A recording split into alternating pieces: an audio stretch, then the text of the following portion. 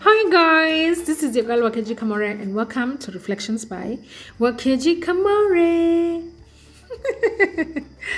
Today we are in 2nd Chronicles chapter 15, and if you have not read the chapter for yourself, please pause. Just pause. It is fine. If you pause, you will still find me here when you unpause. And read the chapter for yourself just so that you can understand. If you haven't subscribed, please subscribe. If you haven't hit the notification bell, please hit the notification bell just so that you can be receiving notifications for every time a recording goes up. If you're here and you have done the last 14 chapters, clap for yourself because you are doing well. We are almost at the middle of 2nd Chronicles. You are doing well and the stories are getting even more interesting and the lessons are there. And I like the fact that I'm finding it very easy to read 2nd Chronicles. I don't know why. I expected it to be hard, but I'm finding it very, very easy. And the lessons are coming easy. The Lord is just being good. I really, really do feel that the Lord is just being good. And He's just helping me find the lessons easy, speaking to me easy, and there are lessons that I can use even in my life. Not just lessons to share with people, but lessons for my personal life as well. So in this chapter, Asa is still the king. King Asa is still the king of Judah, and the people of Judah and the people of Benjamin, because these are the ones that make the southern kingdom. So Asa has this guy, I don't know whether he's a prophet, his name is Azariah, son of Oded, and he comes to him and says, listen, this is what the Lord is saying. The Lord will stay with you as long as you stay with him. Whenever it is that you seek him, you will find him. But if you abandon him, he will abandon you. He says, for a long time, Israel was without a true God, without a priest to teach them, and without the law to instruct them. But whenever it is that they were in trouble and turned to God, the Lord of Israel, and sought him out, they found him. One of the things that I find interesting in this chapter, even just the first verses, is how it says that the Lord will stay with you as long as you stay with him. Let me tell you guys, or rather ask you, have you ever been in a space or a place where you just didn't feel needed?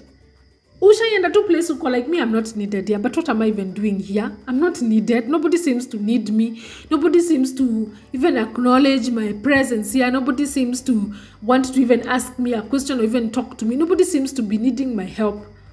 The Lord does not stay in places where he's not needed.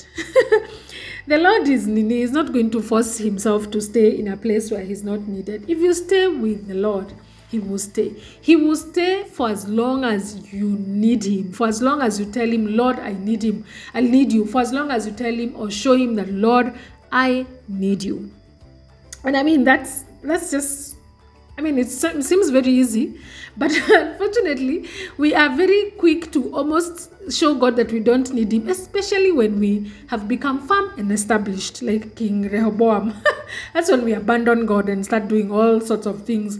When we feel like our prayers have been answered and everything seems to be settled in our lives, we seem to be doing well, the things that we are praying for have now come to pass and now that they have happened, and life just seems to be going just great. Now that's the time when we abandon God. Imagine, that's the time when we actually abandon God. And that's the time when God starts to feel, hey, I don't think I'm needed here. This chick doesn't even pray anymore. She doesn't read my word anymore. I don't think I'm needed. So you as a matter of fact, it's not God that walks away. You are the one who has walked away from God.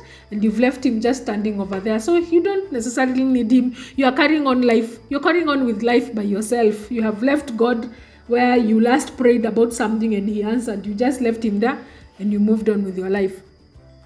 My prayer for us, actually that's the only lesson that I have from this chapter, is that we would constantly be in a space where we recognize and acknowledge how much we need God. Not just for him to answer our prayers, but even just for peace, for joy, for just how his word anchors us, for just how much rest we get from him.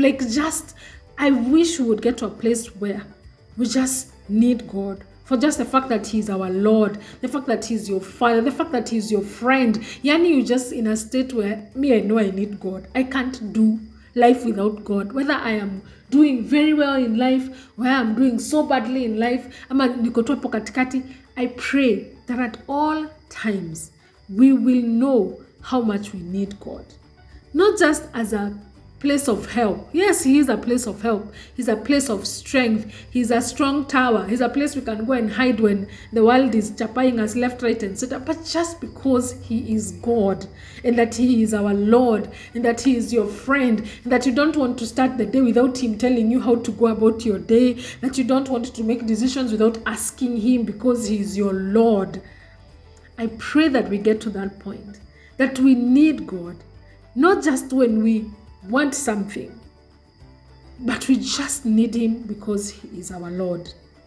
That's my prayer for us, that whenever it is that we are in trouble, yes, we will turn to God and the Lord will hear us, but over and above, when we are in trouble, when we are not in trouble, when we are doing well, when we are just like up or to meh, in whatever situations of life, that we will realize that we need God, and that we will say as much, we will behave as much, that our actions and the way we speak, the way that we act, the way that we carry ourselves in our lives, that it will show how much we need God, because God will only stay in a place where he is needed.